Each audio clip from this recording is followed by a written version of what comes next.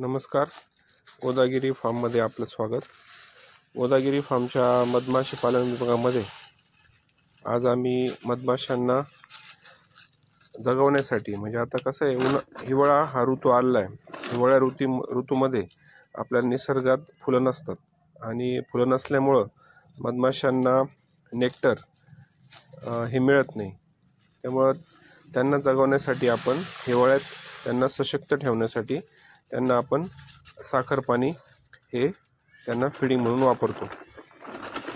तर ही फिडिंग तयार करण्यासाठी आपण 50% साखर आणि 50% पाणी अशा मिश्रण तयार करून त्यांना आपण फीडरमध्ये त्यांना देतो. मधमाशाच्या पेट्याच्या आतमध्ये फीडर असतं.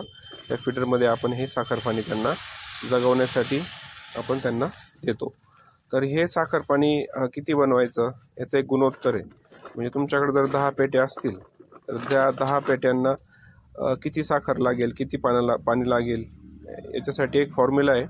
तो फॉर्म्युला असा आहे की जेवढ्या पेट्या तुमच्याकडे असतील, समजा आपण धरू की तुमच्याकडे 10 पेट्या असतील, तर त्या 10 पेट्या भागिले 1.575 या अंकाने भागायचे आणि जी संख्या येईल तितकी साखर घ्यायची आणि तितकंच पाणी आपल्याला घ्यायचं आहे.